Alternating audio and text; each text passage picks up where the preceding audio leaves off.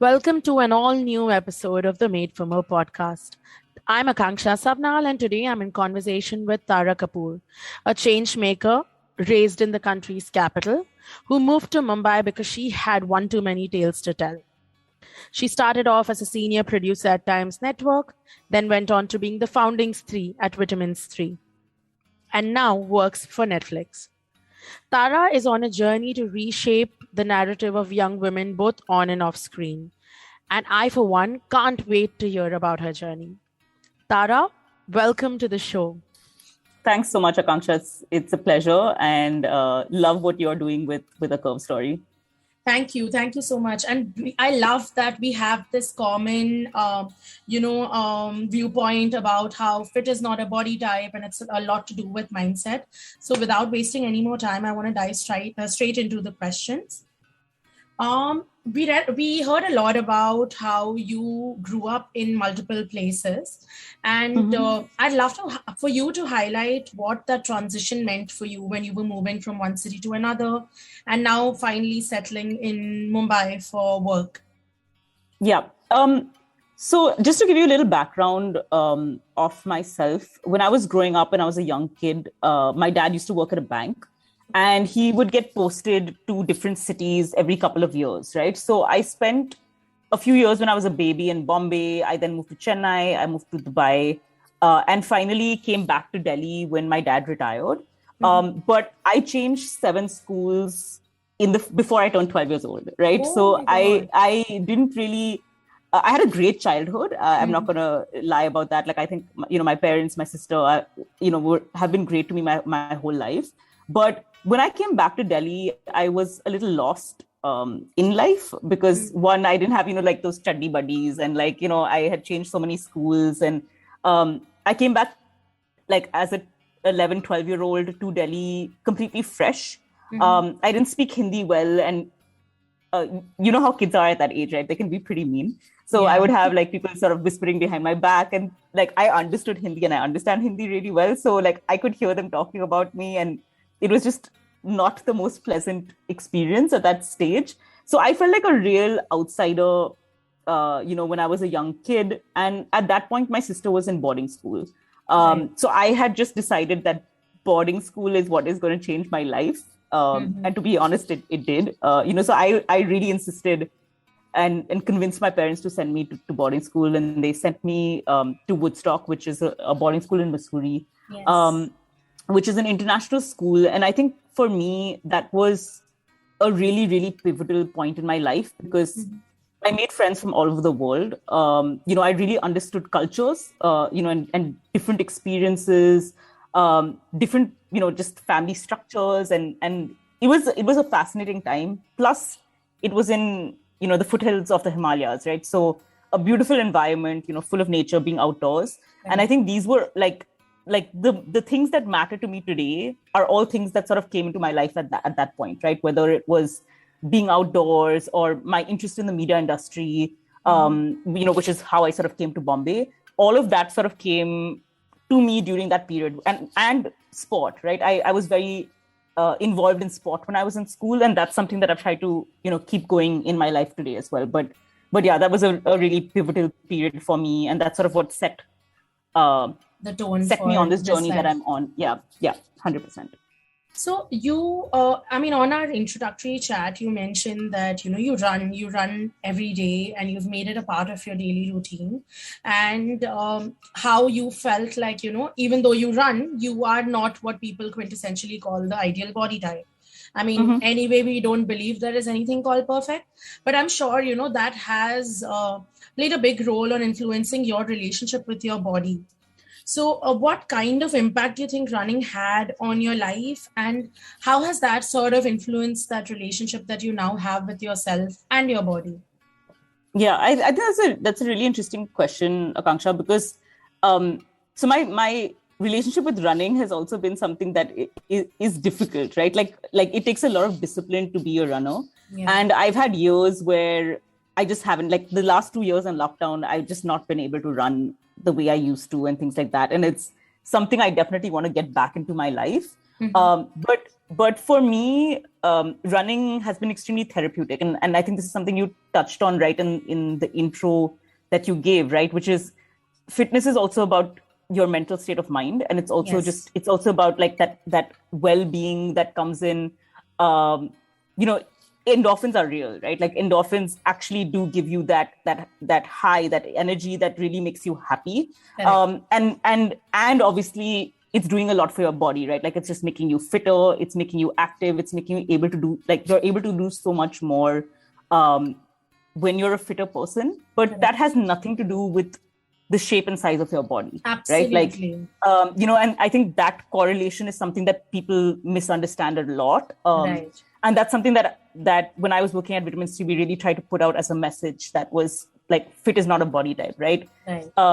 You just because you're skinny doesn't make you not strong. If you're a fit person, you can be strong as well. You can be like, for example, if you take a look at me, I'm 5 foot nothing. I'm slightly on the plus size, but I'm fit, right? I can run 50 kilometers. I can you know, I go can't on say that. a How many 5 day people can trek, say you that? know.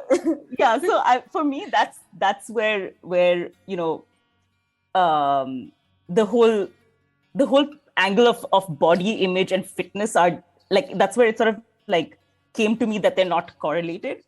I used to run a lot when I was in school. I was a cross country runner, and you know, I used to do a lot of track and field and things like that. But when I started working is when I stopped running. Okay, so when I started my career is I went through a decade where I really abused my body in my 20s. So whether it was work-wise, I didn't eat properly. You know, I would be working 12 to 16 hours a day. Then I would go out and you know, let loose with my friends because you needed some sort of you know, Blowing off steam, yeah. yeah, exactly. And you know, I abused my body in my 20s, right? And then one day I just woke up and I was like, shit, I feel really unhappy. Like What am I there's doing? yeah, exactly. It was just this one moment where I was just like, I'm not feeling good. And I sat and I thought about why, you know? And that's when I made a decision, one, to make a pivot in my career. And two is I thought about something that for me, myself, what makes me happy. And running was something that came back to me. And that's when I restarted running. And then I realized all the other things that sort of fell into place because I was doing that for myself, right? Like my confidence went up. I was just able to set weird new goals for myself. I made a whole bunch of new friends that I would have never met if I hadn't done that, you know. And yeah, it's just been something that's been really important to me, and it's something that I've done only for myself, right? So yeah, I can't wait to sort of So get it's the back to it and one. set that routine. So it's the one activity that I think you did for yourself, like where you prioritized Exactly. like your mental Yeah. or physical well-being, right? Because I think we're a 100%. generation that has truly like glorified hyper productivity, and we're constantly on this thing where we want to show we multitask, we work, and this is something I've been guilty of as well, where, you know, like I was relating so much to the part where you said you've abused your body in your 20s. I did the same thing where I used to go for like 12 hours, 14 hours without even drinking water, and you know, the high used to be, oh my god, like, you know, I've wrapped up like a great shoot. And then you know, the damage that came back like after a couple of months and years was, and it's not just weight, right? It's how you start feeling. And if that feeling is not good, I mean, there comes a point where you kind of want to stop and do better. So I'm really glad that, you know, you found running again, and you made it a part of your life, and that, you know, it's brought you closer to your own self now. So because obviously this is an activity you took on in your childhood, what is the one thing that you would tell your younger self if you could today? Honestly, I think about this a lot, you know, like I when I look back, especially at my school days, the one thing I wish I was just more more confident and less conscious of my body, right? Like I think I went through that stage where, you know, and it's something that happens to a lot of young girls, right? Like when you hit puberty, that's when this like weird consciousness sort of just comes into play, and you know, you're just Doubting growing up everything. and doubting everything, right? And at that stage, I used to be really athletic. I was probably like way fitter than I am today. I was more what people would have perceived as having that ideal body. And when I look back at pictures of myself at that age, I'm like, you were crazy to have felt insecure, right? Like, and you know, through that insecurity, you lack the confidence to do all the things that you're going to end up doing in your future life, right? Like, so right now, I'm in my 30s. I'm, you know, very far from what is your ideal body type. But I look back and I now love my body. So I think that's something that I would love to tell myself is that, you know, like, chill out a little bit. Like, it's okay. Eat the Enjoy pizza. the journey. Yeah. You know, have some fun. And don't stress out, because, like, honestly, that's the best time of my life. Like, I had such a great time when I was young, and I just wish I didn't put that pressure on myself at such intensity. Yeah, I think we end up beating ourselves up for so many small things that in the larger picture don't even make that much sense, you know. Like, that is something I've also experienced. Like, every time I see like older pictures of myself, I'm just like, oh dude, like I was fitter. It looks like I was happier, and whatever I remember of it, I was. And like, you know, why is it so much about that number on the scale, or, you know, how many inches your waist is, or any of that? Because the end goal is to just feel happy and content and more confident with who you are. And I really like that, you know, you brought up Vitamin Stree, because I felt like you guys were building a platform where women or young girls could come and find information that otherwise isn't freely spoken about. Like, that is kind of what we try to do with A Curve Story as well, even though maybe we are a little more body centric. But, you know, I really like the messaging, the tone, and all of that. And I want to understand more, like, I kind of know where, you know, your journey came from up to this point. So what was like your goal or your motive when you sort of started Vitamin Stree? Yeah. So I co-founded Vitamin Stree with you know, a bunch of people who were at Supari Studios. There was a girl called Ankita Shetty, who's a very close friend of mine still. You know, we sort of created the platform together. And obviously it was with the support of the entire team at Supari at that point. But it's very similar, Akanksha, to what you've done with A Curve Story, right? Like, while you were working as a stylist, you noticed a need gap in the fashion market, right? Similarly, for us, when we were working in content, we wanted to create something. So Supari, just backtracking a little bit, Supari's done a lot of branded content. We wanted to, as a company at that point, create something for ourselves. So create original content that wasn't branded.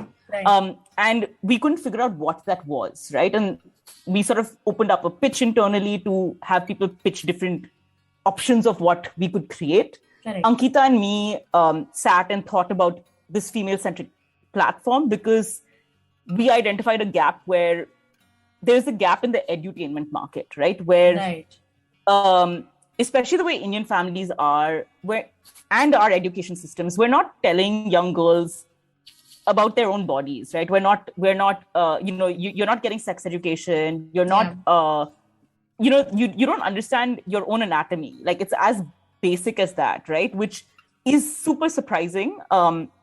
But we started learning these things when we started speaking to young girls, right? And we realized that, you know, they don't even know that it's okay to ask questions, you know? Like, I mean, exactly. Not that there's it's a vulnerability that space. Comes with it. Exactly, yes. So, you know, we realized that people aren't, like, you know, like, girls wouldn't want to show vulnerability to their friends because you don't want to look stupid. You know, there is that gap that comes in terms of, like, getting that information from you know, family, and Google searches can take you anywhere, right? So the idea was to create a platform where, you know, it's all research based, but it's clearly researched, and it's information that you need that will at least push you in the right direction, right? If I need to find out a little about more a basic thing like UTIs. Anything. Yeah, like, exactly. I mean, I don't think people know, right? And if you go onto Google or WebMD, it's a black hole. You end up with something that is like terminal, and, you know, everybody's going to start losing their minds by the time they're out of there. So So I think you guys were that's the direction. Yeah, like, you guys were that safe space as well as a well-researched space where, you know, you knew whatever you're reading, is making sense. It is backed by people who come from the same space. They kind of know what you've been through. So there is like an association with experience. And that was great. I mean, I remember discovering the page a couple of years ago, much before, any of this was happening. And I found the content really nice, like, because you guys use a lot of like bright colors. So it's a lot more like fun. It's done in a fun way. It's not serious and hype. And I like that it's very free flowing and it's very approachable or relatable in that sense. Yeah. And that was exactly the intent. It was to put out content that young girls can relate to. And it's just nice to see how that community has grown even after I've left the platform. There is this, even the team that runs the platform right now are they're just such lovely people who are really driven in that direction. And it's just grown into a really, really beautiful community. So I agree. I feel really, really happy about that. You should. I think it should definitely be one of your like wins when you count everything you've done. And speaking of, everything that one goes through puberty or, all these impact of ads that we have, that we're exposed to every single day. I think these ads have constantly reinforced these societal stereotypes on us, right? And it ends up impacting our mindset as well. So how do you think India's take on inclusivity has kind of changed or evolved over the years? So in my mind, the good news is that India's making progress. It obviously varies a lot in different parts of the country. We obviously have a very, very long way to go. And the kind of complexities that come with this are really like deep-seated, right? It's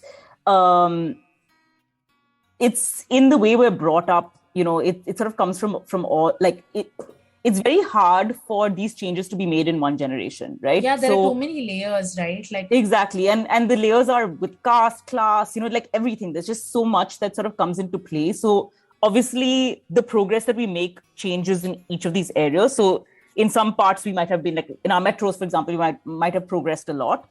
But there's still a lot of work that needs to be done. And I think the positive thing is that people are asking these questions, right? I've done a couple of lectures for college students, and I love the questions that sort of come out of those rooms, right? There is a very young generation that we have in our country, and who wants to know? They're definitely asking the right stuff, right? Yeah. So to me, that's a move in the right direction, and I'm just hoping that it becomes more prominent over the next couple of generations.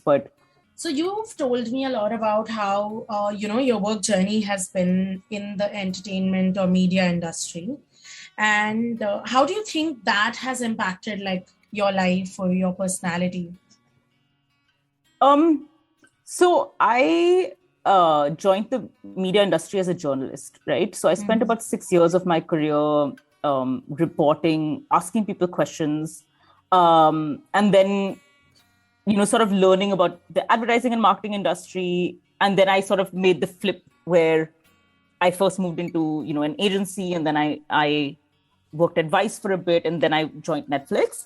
But I think over that entire journey, what's so fascinating about the media industry is that it's always changing. It's one of the most rapidly evolving industries, right? So you're always learning something new. So I think the biggest piece that I've gained from my career is just being curious. I'm way older than the people that I'm supposed to be talking to technically, right? In terms of it's the young generation that drives change. But I feel like I've managed to stay curious even in my 30s. And that's something that I hope I don't lose, right? I want to keep asking questions. I want to keep adopting new technology. Constantly I love learn. entertainment, right? Yeah. I love being a part of pop culture. So those are things that I hope I can keep staying abreast with. And, I hope that that's something that I can keep going even, after I retire, so to say. But that's something that I've really enjoyed about my career.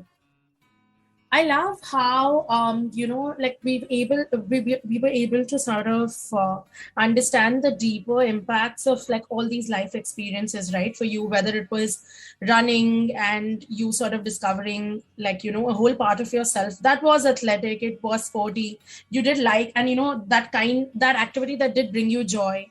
Moving on Yep. to like the media and entertainment industry, which brought you closer to maybe your purpose, like you say, like basically where you're curious, you're learning, you're constantly evolving. I want to get to our rapid fire now. Are you ready? I have about five or six questions. A little stressed, but No, let's they're see how. simple questions. It's fine. It's not too rapid. We're okay. So we have just entered the new year. So I'd love for you to tell me the 3 things that are on your bucket list for this year. Okay. So I fun fact about me is I just learned to cycle in 2021. Oh wait, I still can't. Yeah, so for my bucket list this year, I really wanted to try and do a triathlon, which Oh wow. I know it's very ambitious right now, but I know if I don't get to it in 2022, I'll get there eventually. I But think it's the second always is good to set goals. I mean, I'm yeah, glad yeah. that you I are. was like, it's just something like I was like, I'm now like this young child with my cycle, so I wanna do something with it. The second is I wanna travel more. I think that's the one thing we're all hoping we can do a little more in 2022. Absolutely. And then I think the third is I just want to learn some like a new skill. So I'm thinking either doing a language course Mm-hmm. or like learning how to make cocktails or something in that, like just something new. Fun. Yeah. But those are the 3 things that I've put on my bucket list for sure. That's great. Now tell me describe your lockdown life in one word. So the word I had was busy, Mhm. but I don't know if you want me to get into it more. But yeah, it's just been very, very busy. You are working at Netflix, so I mean, I'm sure it was busy. Yeah, I think it's just been whether it's work or like just getting the house and like all of it. Like I've just been on my toes the entire lockdown. Oh yeah, I mean that also living alone is not easy, right? Like because you're Yeah. practically doing everything. Yeah, I So mean, I recently got married as well, so we've sort oh of moved great. into our own house. So it's just sort of like managing a home and food and work and just all of it. Like it's just a lot. So I don't know when I got time to breathe in the last 2 years or so. You need that holiday, I think. Yeah, which is why it's on the bucket list. Okay, so tell me one outfit that you would wear if you were having like a super long work day. Um, so I'm currently obsessed with kaftan dresses. Like I love them, like just they're so loose, they have pockets, they're like just really comfortable. Yeah. And I tend to sort of put them together with a pair of like sneakers and like just my handbag or just that's my ideal outfit. So effortless and chic is your Yeah. style. Nice kaftan dress and sneakers. Tell me what feminism means to you. So for me, feminism means equality. Like it's pretty straightforward in that Yeah. manner. I think I have this conversation with a lot of people. This was a question I used to ask a lot of people when I was interviewing them for Vitamin Stree. It was really straightforward. It's like, are you a feminist? Yeah. And it used to surprise me how many people would say no to that. Like I just feel sad that feminism got such a bad rep as a word. Yeah. Yeah.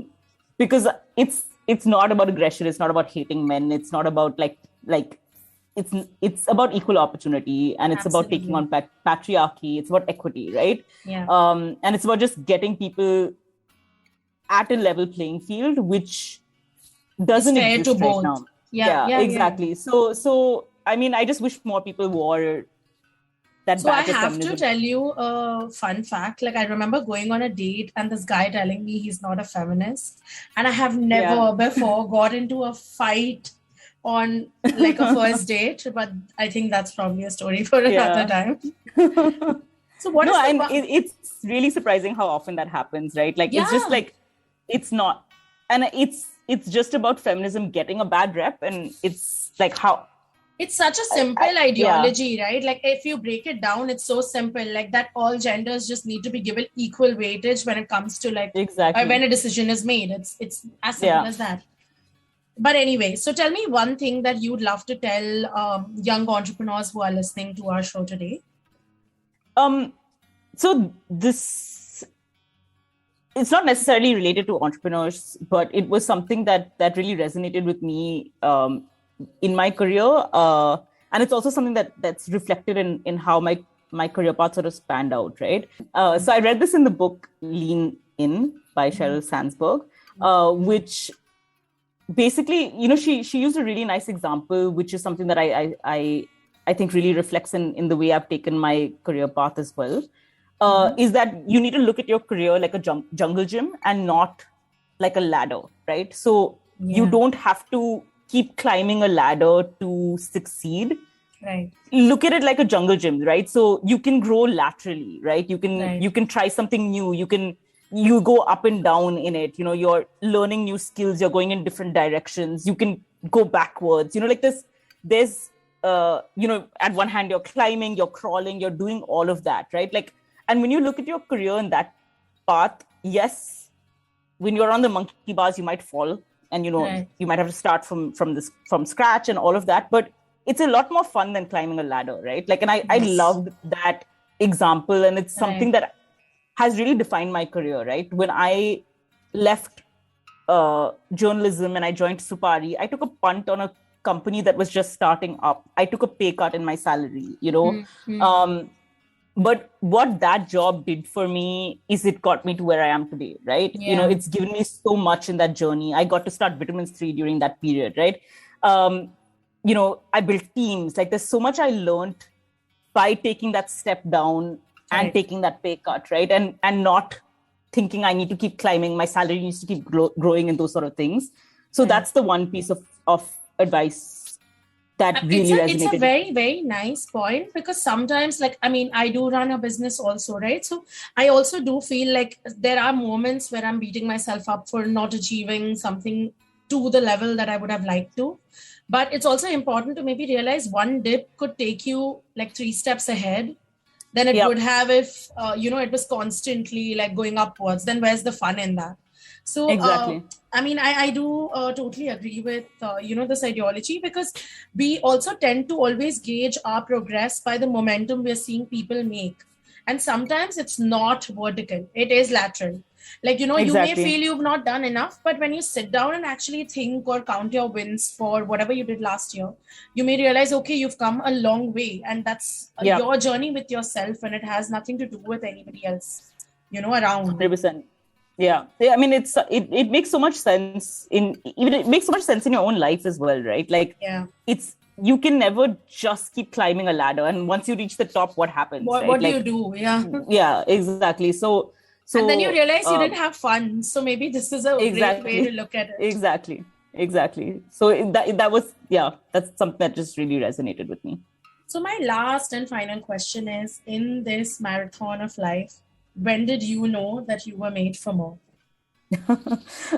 So I don't know. This is one answer that I really will struggle with, but I know my response is going to be really cheesy, but like I think everyone's made for more, right? Like it's not just me or you or anyone else. Right. But I think for me, I realized that I'm a really restless person. I'm a really curious person, right? Like, and I feel like as long as you remain curious and you want to know more, right, you will get more, right? Like the more you ask questions, the more you sort of like are inquisitive, the more you read, the more you sort of learn from people around you. That's what will take you ahead, right? And that's for me, as long as I'm hungry, I feel like I will keep pushing the envelope. Yeah, and being restless sort of helps with that for sure. But yeah, I think it's all about curiosity. I do agree, because you'll always learn, you'll always evolve, and there's no like end to this journey, right? It's an ongoing thing. You'll learn every single day, every single moment, and so much of your journey already reflects that. So I just want to say a big, big thank you that you made the time to come and record this episode with us today. And all the best in everything that you're set to achieve in this year and the years to come. And I hope to see you very, very soon. Thanks, Akanksha, and all the best with Curve Story. I'm going to be rooting on the sidelines as your brand sort of grows. Thank you. Like this Sochcast? Tune in for more with the Sochcast app from the Google Play Store.